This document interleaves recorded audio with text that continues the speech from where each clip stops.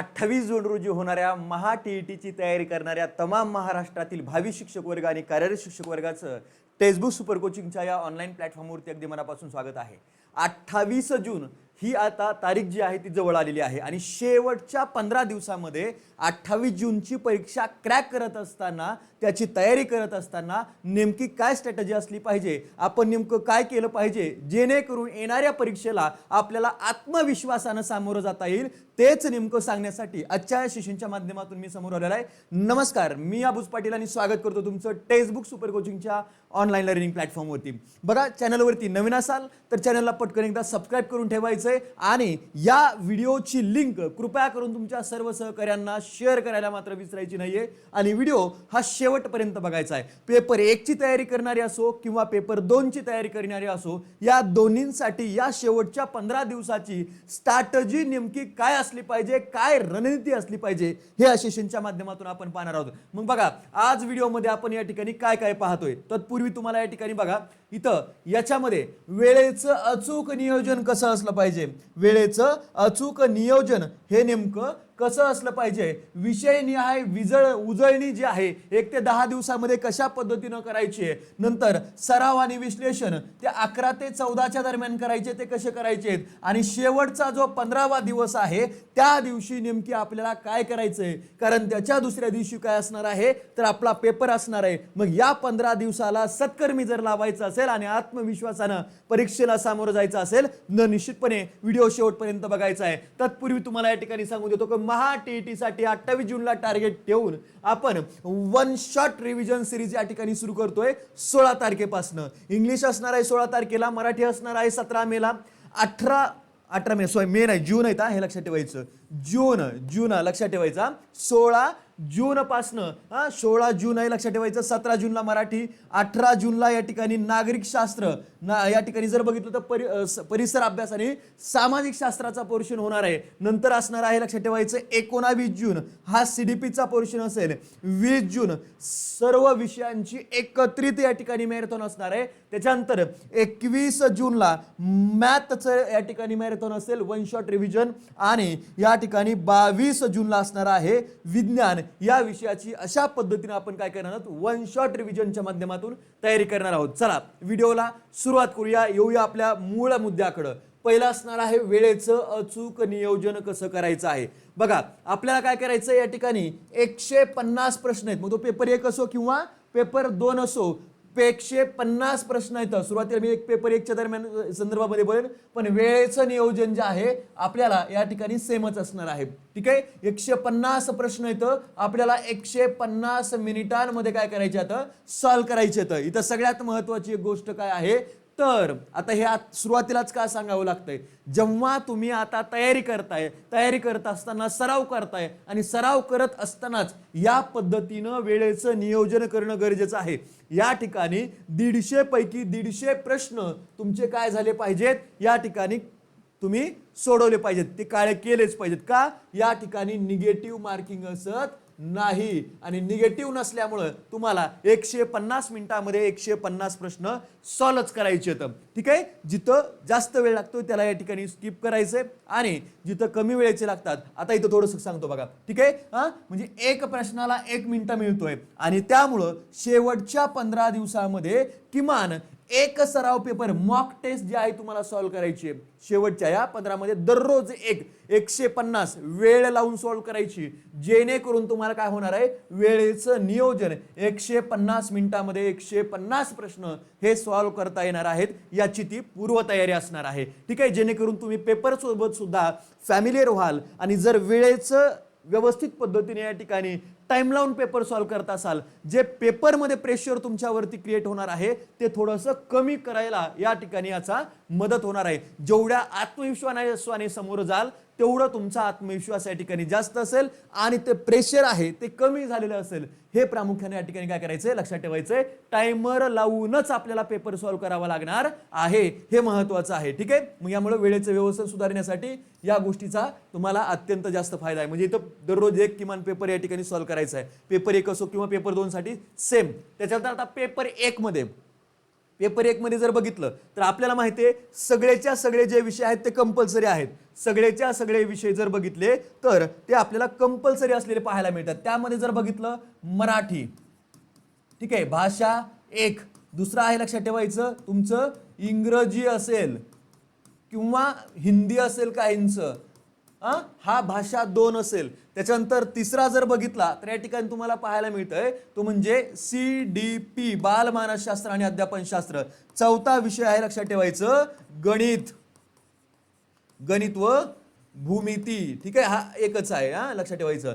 आणि 5वा विषय आहे परिसर अभ्यास, परिसर अभ्यास. आणि हे सगळेच्या सगळे विषय आपल्याला काय येतं पेपर 1 साठी कंपल्सरी आहेत आणि प्रत्येक विषयाला या ठिकाणी 30 प्रश्न आणि 30 गुण असणार आहेत. त्यामुळं याच्यावरती स्ट्रॅटेजी तयारी करत असताना प्रत्येक घटकाला समान प्रमाणामध्ये या ठिकाणी वेटेज देणं गरजेचं आहे. ठीक आहे, मग शेवटच्या टप्प्यामध्ये आता प्रत्येक विषयाचे सुद्धा तुम्हाला येऊनच जातील, प्रत्येक विषयाचे जे स्ट्रॅटेजी लेक्चर आहेत ते सुद्धा येऊन जातील, पण आज आपण ओव्हरऑल पद्धतीने सांगणार आहोत. ठीक आहे, चला मग याच्यामध्ये या ठिकाणी पहिला सांगतो बाल मानसशास्त्र आणि अध्यापनशास्त्र. आता शेवटी काय करायचंय तर सगळ्यात महत्वाचं आहे नवीन काही वाचायचं नाही, रिव्हिजन करणं गरजेचं आहे. जेवढं केलंय तेवढंच या ठिकाणी रिवाइज करा, जेवढं केलंय तेवढंच रिवाइज करा. पण 2 टॉपिक याच्यामध्ये अत्यंत महत्वाचे आहेत. त्यातला एक आहे लक्षात ठेवायचं अध्ययनावर परिणाम करणारे घटक,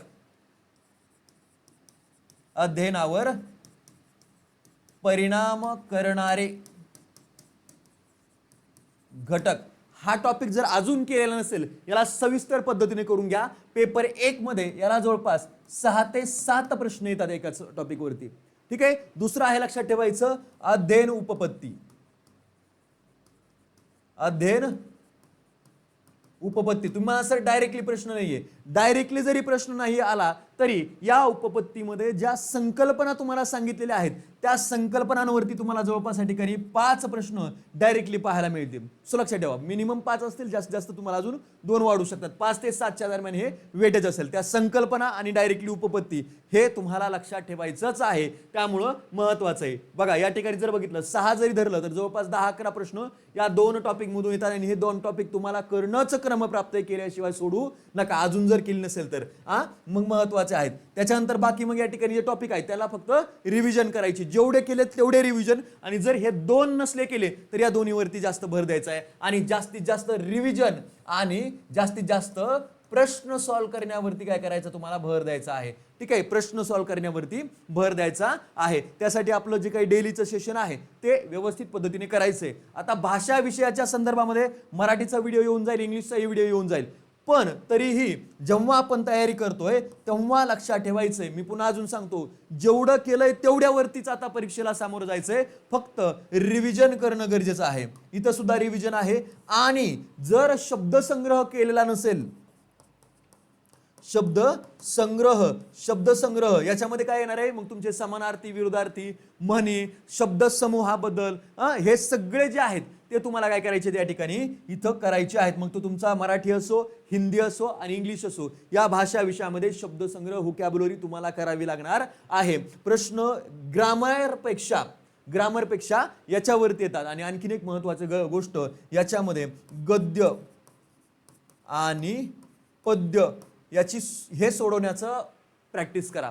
का त्याच्यावरचे प्रश्न हे फिक्स असतात, तुमच्या समोरच उत्तर असतात, तुम्हाला शोधायचे असतात. फक्त वाचण्याची स्पीड वाढवण्यासाठी तुम्हाला याचा सराव करावा लागणार आहे. ठीक आहे, गद्य आणि पद्य, एक कविता असते, एक पॅरा असतो, त्याच्या माध्यमातून तुम्हाला उत्तर काढता येतात. त्यामुळं यांच्यावरती जास्त प्रमाणामध्ये या ठिकाणी तयारी करा, जवळपास तुमचे चांगल्या पद्धतीने मार्क कव्हर होऊन जातील. ठीक आहे, शब्दसंग्रह जवळपास इथं जर बघितलं 30 पैकी या ठिकाणी 10 ते 10 प्लस प्रश्न याच्यावरती येतात. ठीक आहे, 4-5 प्रश्न या ठिकाणी 5-6 इथं जास्तीत जास्त कव्हर होतात. म्हणजे तुम्ही 15 प्लस फक्त या ठिकाणी या 2 घटकावरती येऊ शकता. ग्रामर तुम्ही केलेलंच आहे आणि ग्रामरमध्ये काय करायचं तर ते भाषा विषयाचे तज्ञ जे आहेत ते तुम्हाला या ठिकाणी सविस्तर पद्धतीने सांगणारच आहेत. ठीक आहे, नंतर जर बघितलं परिसर अभ्यास. आता परिसर अभ्यास या विषयामध्ये प्रामुख्यानं काय काय येतं, याच्यामध्ये इतिहास येतो, नंतर विज्ञान येतं, नंतर भूगोल येतं, नागरिक शास्त्र येतो. नागरिक शास्त्र.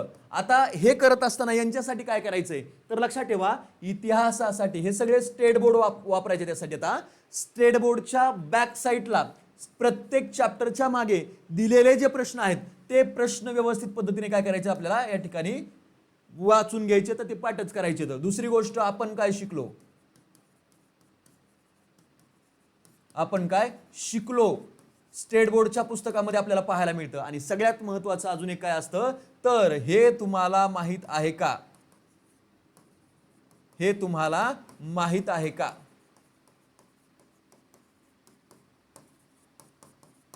हे असे जे चौकोन दिले आहेत ना तुम्हाला एक्स्ट्राचे ते व्यवस्थित पद्धतीने करा. आणि पुन्हा एकदा जेवढं केलंय तेवढ्याला रिवाइज करा या सगळ्या विषयावर. स्टेट बोर्डच्या बाहेर आता वेगळं काही करायची नाहीये. ठीक आहे, चला. आणि जर तुम्ही पुस्तकामधून केलेलं असेल, त्यामध्ये आपलं पुस्तक असेल किंवा कोणतंही पुस्तक असेल, त्यामध्ये या ठिकाणी लक्षात ठेवायचं तर ते रिव्हिजन करायचं. आणि बाकी आत्ता जर करत असाल तर शेवटी असलेले प्रश्न करायचेत. आपण काय शिकलो थोडक्यामध्ये वाचून घ्यायचं, प्रत्येक चॅप्टरच्या मागे दिलेलं असतं. आणि हे तुम्हाला माहित आहे का, हे जे चौकोन आहेत ते व्यवस्थित पद्धतीने करून जा, तुम्हाला जास्तीत जास्त मार्क इथं मिळून जातील. ठीक आहे. आणि नंतर आहे गणित. गणित सुद्धा, गणितामध्ये या ठिकाणी काय करायचं आहे, हा डेली टू डेली सरावाचा भाग आहे. याच्यामध्ये आत्तापर्यंत काय करायचं, PYQ या ठिकाणी बघायचे. तर ठीक आहे. आणि PYQ मध्ये हमखास ज्या टॉपिकवरती जास्तीत जास्त प्रश्न विचारलेत ते आपल्याला माहिती आहेत, त्यावरती या ठिकाणी काय करायचं आहे, जास्तीत जास्त सराव करायचा आहे. बरोबर. आणि जर हे व्यवस्थित पद्धतीने सराव आतापर्यंत तुम्ही केलेला असेल तर ज्या टॉपिकमध्ये मार्क्स आपल्याला कमी येत आहेत ते व्यवस्थित पद्धतीने आत्ताच्या आत्ता शोधून काढा, आजच्या आज शोधून काढा. आणि त्याच्यावरती थोडक्या या ठिकाणी थोडंसं डिटेलमध्ये बघून सविस्तर पद्धतीने बघा. टेक्स्टबुकवरचे लेक्चर जे होणार आहेत ते सुद्धा तुम्ही सविस्तर करू शकता. त्याच्या माध्यमातून सुद्धा तुमचा मोठ्या प्रमाणामध्ये कव्हरेज होणार आहेच आहे. ठीक आहे. चला, असं या ठिकाणी पेपर 1च्या बाबतची स्ट्रॅटेजी आहे.